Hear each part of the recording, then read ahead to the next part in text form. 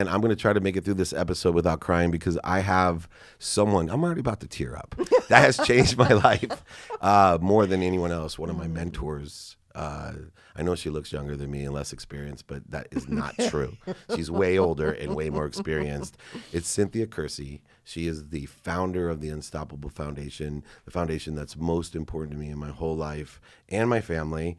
She is a entrepreneur, a philanthropic entrepreneur. She is also an author and a speaker, a motivator, and an inspiration to not only me, but to millions of people around the world. She is impacting so many people she doesn't even know about. I wanted to have her on the Playbook because more people have to have your Playbook to success, Cynthia. Thanks for joining me. Thank you so much, David. I love you. I'm so happy to be here. I know. This is going to be a love fest. We'll start in a more pragmatic sense about your journey and how people end up where they are. A lot of people are looking for their why, and we all are learning lessons through that journey. And you started as a normal corporate person for Sprint, right? That was really your first real corporate gig. And yet happiness maybe was surrounding you, but eluding you at times, and you went through a transformation. How did you transform from the normal corporate setting of everyday life into this extraordinary, impactful life that you lead? Well, I mean, that's a good question because, I started actually as an entry-level telemarketer at Sprint and went all the way to the top, national account manager. So, I've got like the corner office, I'm making a 6-figure income, and I'm not inspired. And I think a lot of people get to that point. It's like, is this really all there is? And I'd always loved stories about unstoppable people. And like, of Disney, who's on the verge of bankruptcy every 18 months for 30 years. And people don't know the backstory. They just see the success. And I decided that in 1996, I was going to quit my job, downsize my life to write my first book, Unstoppable. And I remember telling my manager I'm going to quit. And he's like, are you serious? Right. Why would you're going to leave this? But I mean, best decision of my life. One of the best decisions of my life. So I left that. Can I ask you a question? Because I talk about different currencies, one being the monetary currency, which is the perspective that your manager had, right? Like you, in that monetary sense, the object of energy that you put into flow to buy what you want, green card, gold card, platinum card, or black card, money, power. Then we make faithful decisions. And I always say we make faithful decisions when we extract time from it and say, what if I was living forever? Would I sit in this corner office today? Right. Right. And make 6 figures? And I really believe that that's one of the key components to seeing where your faith lies and testing the blend. Do you have green card faith, gold card faith, platinum faith, or black card faith? And I see that decision and several decisions in my life when I have black card faith, when I'm all in. That's right. And the universe is going to respond the same way that Amazon responds to a black card. Exactly. Whatever you want. I agree. Well, it's kind of like the only way that the universe can really respond at the level, right, that getting into the unknown. And that's really where the miracles can happen.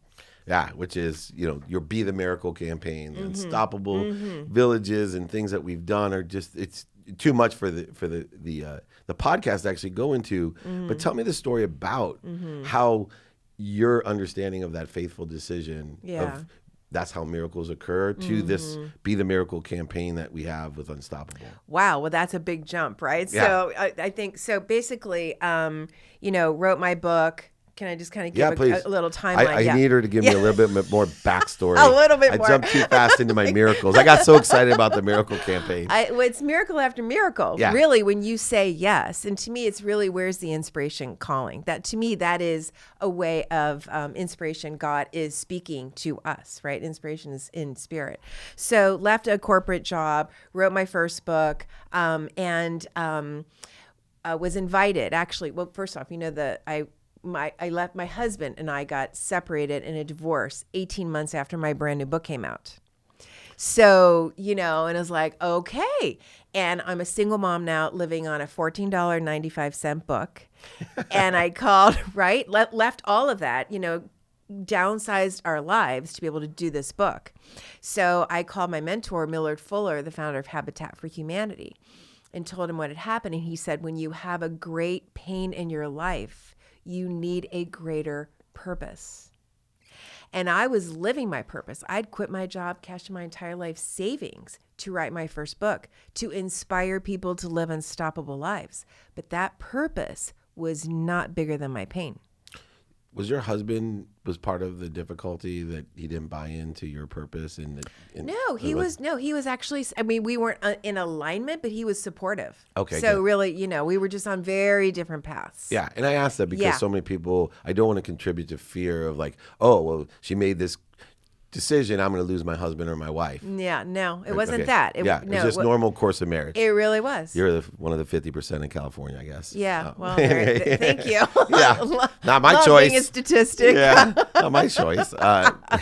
But, I'm watching and listening to that pain, and people sometimes aren't willing to do what it takes. Mm-hmm. And they won't respond to somebody when things are going and not going well, supposedly, and challenges are accumulating, to hear your purpose isn't big enough. Right. So many people can't hear that. I hear you. How did you hear that, or what would you tell someone to hear that? Well, that's interesting because some people do want to hold on to, anger, blame, whatever. Shame.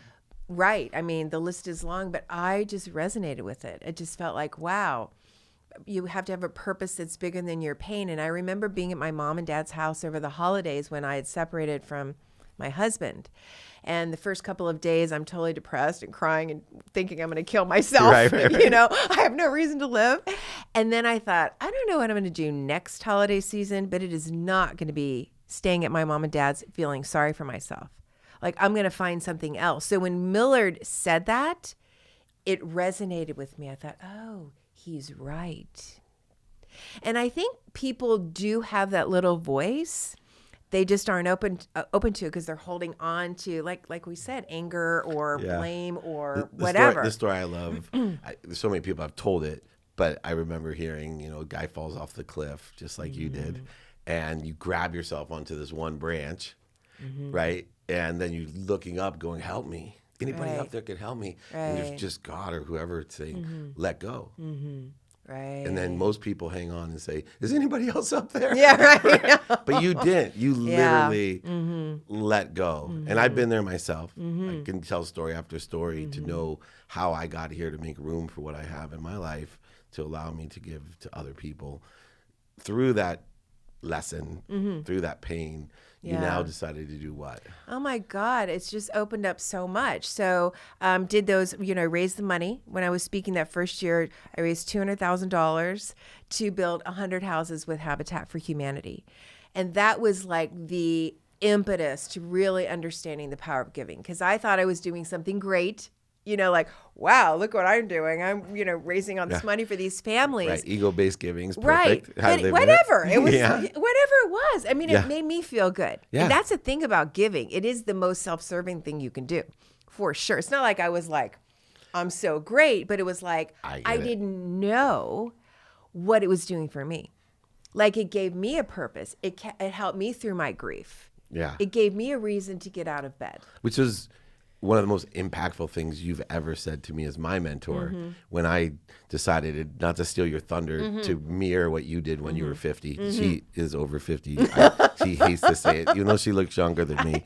I know. But I decided you started your Unstoppable Foundation on your 50th birthday. That's right. By having a birthday party and having people give you gifts to the charity instead of you. So when I decided to do the same thing in 50 weeks, 50 parties to build these community centers for Unstoppable, your response was almost weird to me at first. And I'll try to say without choking up too much. It was, I can't wait.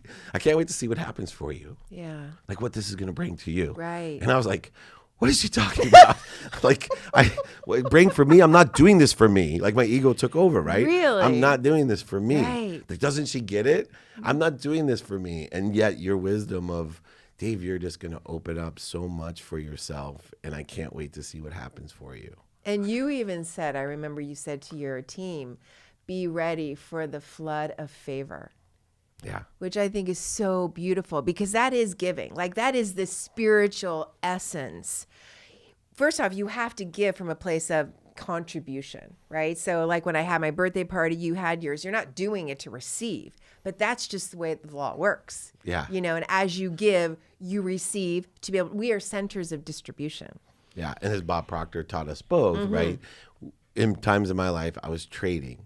Like I actually would give to receive. Right. I wouldn't give without some sort of quid pro quo connected to it. Right. And when he said, you can't trade, you have to unconditionally give. So when I was unconditionally giving and I thought my mind, body, and soul were aligned with what I wanted, and you said, oh, I can't wait to see what happens for you, there was a little bit of a disconnect again. Going, no, I'm not trading this time.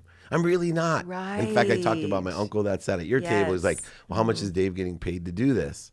And my wife was so upset. I said, no, that's the snapshot of who I was. Right. And I think a lot of people have a problem with the snapshot of who I was. When I was on Radio Row, one of the big interviewers was like, hey, I ran into one of your high school friends. And he's like, yeah. He goes, his initial reaction was, Dave Meltzer is so full of it. And he got defensive for me. And I immediately said, no, he's right. He's my friend when I was 17 years old. And first of all, I don't know any 17-year-olds that aren't full of it. But I continued that through my 20s. And moreover, he did say, I'm so proud of him because at least he was a close enough friend. I didn't know his name to see the evolution or the transformation. And that's where I think everyone has true value in giving, and why I'm so involved with Unstoppable is allow yourself to have a transformation, to accelerate that transformation by learning how to receive and then giving it away unconditionally.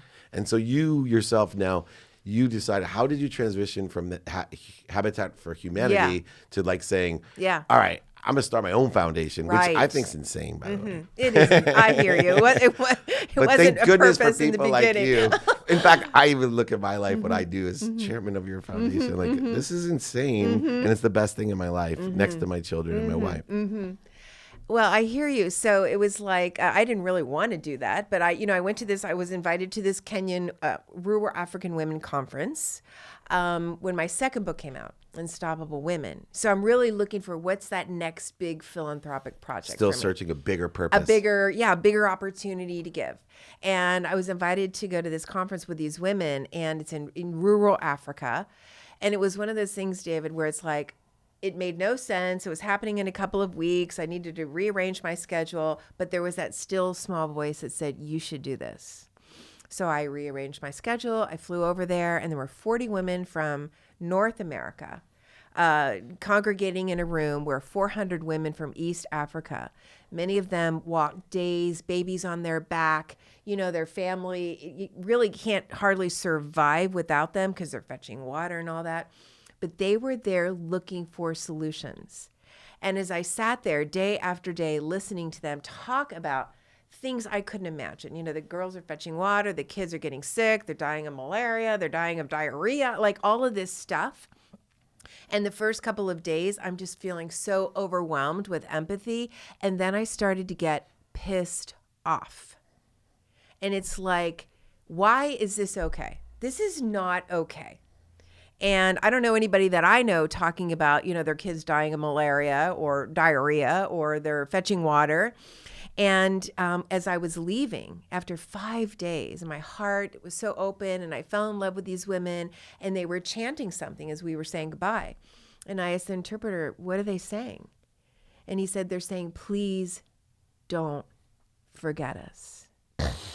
And I'm thinking, great. Who am I to even do anything? So I said, I will do something. I don't know what it is. And I think that's one of when you think of Playbook, it's do what you can with what you've got, with where you are. And so I was turning 50. I was actually kind of depressed about turning 50. I was single at the time, first world problem. Yeah. Right? Yeah. Turning 50. A lot of people want to turn 50, live long enough to turn 50 in other countries. But I decided to turn that birthday party into a fundraiser. Again, it was like a purpose bigger than your pain.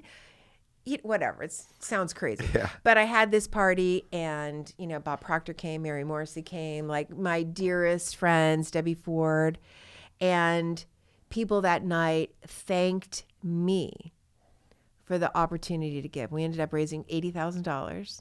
and built 2 schools. And again, it was that night, it was one of the single most joyful days of my life. And that was it for me. I thought, okay, if I can do this in one night, what could I do if I actually put my mind to it? And so that's how it started. The intention, I don't think, was to have this big grand foundation, but it was like I made a promise that I needed to deliver on. And then it's just grown. Right. And you're drawn or pulled to the higher vibration. It's how I felt for me too, right? I didn't even want to take the phone call. When I called my mentor, who started the Children's Miracle Network, one of the biggest philanthropists ever in the United States, asks you to take a phone call from someone that he tells me will change my life. The fear part of me being in the construct of human existence, I'm busy, too busy for another charity, for another person in my life. And it was almost intimidating how Joe Lake described you to me. And I remember specifically exactly where I was going, okay, 5:20 rule. You're going to give Cynthia 5 minutes. You're going to give her a little bit of money or an introduction, and you're going to get off this phone. And then it was the same calling or idea that I started out by just being a host committee member or something and falling in love. In fact, when I went to Africa to see what we were truly working on, and I don't think I was chairman yet. No, you weren't. I wasn't. No, that's right. Right. And I hadn't been asked. She tricked me. She said it would be an interim job. And then coming from USM, where she was educated, I thought, oh, interim means just this lifetime, I guess. Yeah, right. That's funny. This story I haven't shared, and I don't even think with you, and you probably know this story, but one of the cameramen who I loved, Mikey, who he ran, we heard a big line going to walk to the water, and we're by like cows and fences. Somehow, like a cow almost got out or didn't, but it was like a chain reaction with all the people. They started screaming, right? That. Run! And like I'm with my wife and the oldest daughter, who's tiny. She weighs like 70 pounds, right? Yeah. And they're like, Mike, the cameraman, instead of like protecting people, he like ran everybody over. So I teased him, like I like to do, the whole time, calling him Chicken Little, Chicken Mikey, whatever it was. And anyway, we share at the end of every day in Africa, and he told a story about how he lost his wife and child to preeclampsia, to something my wife had with my oldest. It hit me. I'm sitting there going, geez, how, like you were, how can I let this happen? Beyond what I was doing for Mama Jane and the girls and the schools, and it blew. I've never seen people more dedicated to education like I was to sports. Like my mom had to pull me off the streets not to play a sport. Right, you have to pull, especially these girls, off the classroom. Can we stay till 11 at night? Can we be here at 5 a.m.? I'm not going to stop. That's the way I was about sports. And I've never seen anyone, especially in America, that had such a passion to learn. But this one thing, I told my wife, I said, imagine. It was not even a big deal in America that my wife had preeclampsia. Right. She was not a danger. The baby was, Marissa, my oldest, was not a danger. And here, his whole life was impacted because of something we could change. That's right. And you look around here, there, in that perspective, I always say, be kind to your future self. Yeah. Do good deeds. So I had to do a good deed. I apologize. Doesn't work unless I cry. Feed the children. Call 1-800-DAVE.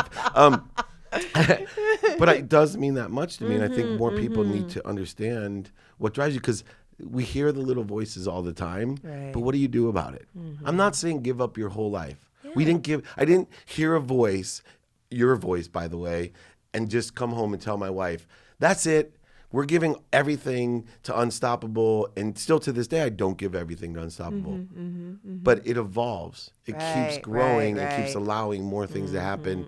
And nothing has had a greater impact on my life than you, your husband, and the foundation. And I know that's no accident. The flood of favor just keeps coming, and that's not why I do it. But I wanted other people to share that feeling that you had, and it transferred to me. And I know it impacts so many people. I joke around with Cynthia when I go to Africa now. Like there's like all these little Cynthias. They all name their kid. That's how much impact they name their children after you. I was joking around with them like, I just can't wait to see the first David. Just give me one, guys. I'm doing the best I can. I like that dream, though. That's a good dream. I will hold that with you. I'm going to do it. Anyway, so this evolves into an extraordinary foundation. Tell me, I hate that word. Don't tell me. Share what we're doing and the impact we're having. Right. Well, so the first thing is, of course, when children aren't in school, whether you build a school. So basically I did some research and got, billions of dollars are wasted building schools in developing countries, because in 5 years, if you're not addressing their nutritional needs, their healthcare needs, their the ability for their parents to generate an income, kids aren't in school, right? So these buildings are left empty. So it was like, okay, not only do we need to build schools, we got to provide clean water and sanitation, we need to provide healthcare and nutritious food. And so, it was like this 5-pillar model. And so I found a partner. And this is what I think is key. Don't try to do things by yourself. Right. Don't reinvent the wheel. Ask for help. Exactly. Yes.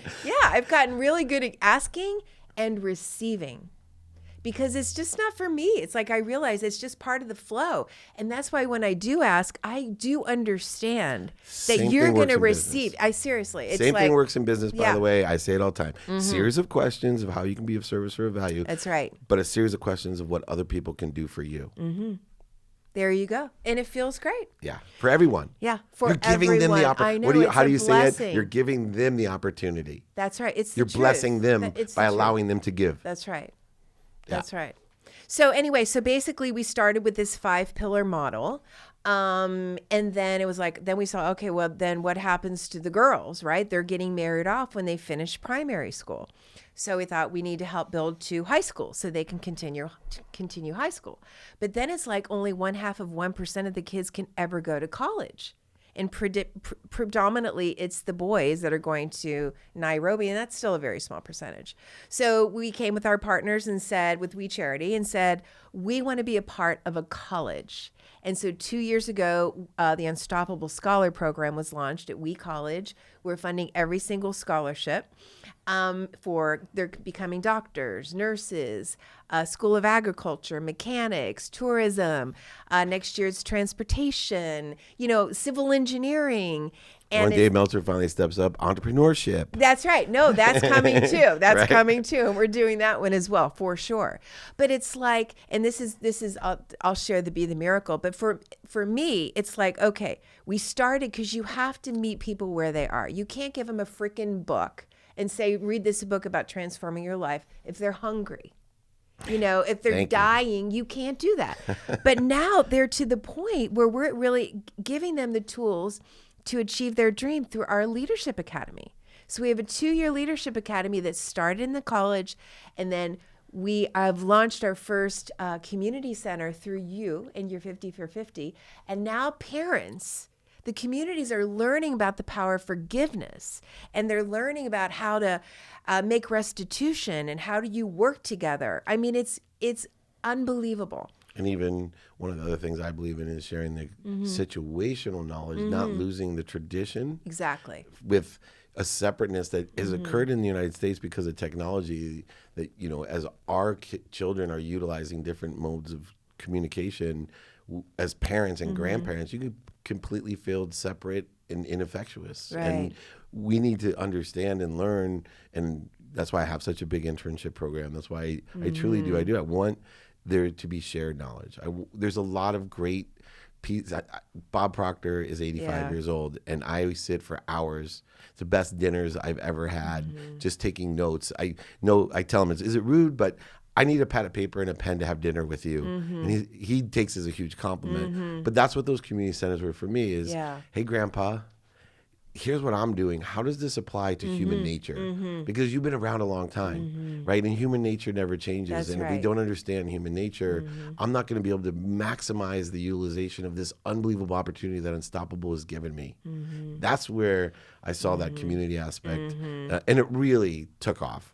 It really did, and now we're starting. Well, yeah, thank you for your support. So everyone that supported me. You're bringing. That's right. Everybody who supported you through your 50 for 50. So now they're learning the tools. They never got to go to school, but they're learning tools that can empower them. They can learn how to generate an income more effectively.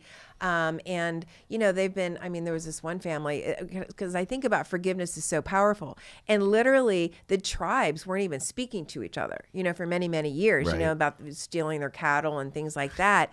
And he said, I realized by not forgiving them, I'm hurting my children. And they went and they reconciled, which I think is so powerful. Yeah. So those are just some of the things that are happening. So now are we ready to talk about what ready. I want to talk about? The Be the Miracle Yeah. story? Okay. I love this. So, here's a student. Talk about a manifestation story. She lives in the Masai Mara. And her parents, she's really a unique girl because her mom and dad both were committed to her getting an education. Most of them are primary school at best. They wanted her to go to high school. Most of the stories we've told in the past are about these young women who have to run away from their families because That's right. These men, they're trying to survive. So the women are really moving into a life of servitude. Right. So when they're getting married, they've got hopes for a better future, and they're married off to a cow, 2 cows, as a dowry. Yeah. And their life is over. So Betty's parents didn't want that for her, right? So they said, we have got to keep you at least into high school. And unexpectedly, her father died when she was in the 10th grade. Within 1 week, the mom, all of the resources are gone. They're barely, surviving again. And Betty's like, Mom, I've got to come back home. Come on, I need to help you. And her mom said, no. Your father and I, this is like this. We have committed to this. You are going to stay in school. And so she worked with her community. She was able to keep her in school. Betty graduates from high school, and her dream as a little girl was to become a nurse. But there was no college around where she could become a nurse. So what did she do? She went back home, lived with her mom, back to fetching water, fetching firewood, and selling and buying eggs. This is it. Smart little girl, no opportunity. For 6 years, that was her life. And one day, it was like she lost all hope. And she's fetching water, and she's going to the river, and she looks up in the heavens. She said, God, if this is my life, if this is all there is, I don't want to live. And she saw that river, and she was ready to jump in. There's snakes and crocodiles and hippos. But then she had another thought. She thought, well, what's my mom going to do if I kill myself? And what kind of an example am I going to be to my brothers and sisters? And this is the key, what if tomorrow there's a miracle and I'm not even here for it? And she decided that I'm not going to kill myself. I am going to wait for that miracle. 2 weeks later, a neighbor told her about WE College and the scholarships. And guess what program the scholarships were for? Nursing. And Betty applied and got accepted into the nursing program. And when we brought her to LA for one of our events, and I actually couldn't even tell her story for 2 days. I was so emotional. But when I was sitting next to her, I said, Betty, your faith, you called us in. She held that vision against all odds. And then I was thinking, I said, and it is such an honor to be a part of your miracle. Do you know what I mean? It's like that's what happens when you give. It's like the highest honor to be able to be a part of somebody else's dream in their life. And so then we came up with the Be the Miracle campaign. It's like, that's what we all are. We get to be the miracle, and we get to be a part of somebody else's miracles. And the miracles they flow back and forth. It's a currency, just like money. That's it. Money doesn't disappear, neither does miracles. That's right. That's why I encourage people to have that black card of faith, to sit there. So many people, my mission in life beyond supporting Unstoppable is to impact 1,000 people, to impact 1,000 people, to impact 1,000 people to be happy. Basically, to have that faith, to make this, everyone's going to sit on the side of a river at one time or another. That's right. And make that decision. That's exactly it. And it's like, do I even care? I mean, that's what I loved it so much, because I certainly could resonate with that. And there are people, it's like, is this all there is? And it isn't. Right? But so many people throw in the towel. And the miracle is right out there. Like, what if tomorrow, what if I quit today? And tomorrow, that miracle is going to be there for me and I quit. To bring this full circle into the entrepreneurial space, what if Cynthia Kersey would have just stayed in her corner office working for Sprint? Never really would know or impact hardly anyone. Probably lived a very comfortable life. Not nearly as, challenging as it was for Betty. Right. But I believe spiritually, emotionally, it would have been as great of a loss as if Betty would have thrown herself into the river. So all of us aren't in the place, although more of us, suicide is way out of control, anxiety, depression, opiate addiction, all related to happiness. Sometimes you do have to just make the decision and wait for that miracle and do everything that you can for allowing it to happen. And I'm just so grateful that you came here, taught those lessons that are entrepreneurial lessons, those life lessons of what it takes to enjoy the consistent, persistent pursuit of your potential by helping other people's and allowing the flood of favor to come into your life. And I know it has. I know your husband, your children, your grandchildren, and you live an abundant, beautiful life that is going to be remembered through others forever, which is awesome. And I just love you and thank you for coming on. You, this is Dave Meltzer with his mentor, and so proud to have the founder of Unstoppable, entrepreneur, author, and really dear friend, Cynthia Kersey. Entrepreneurs, the Playbook.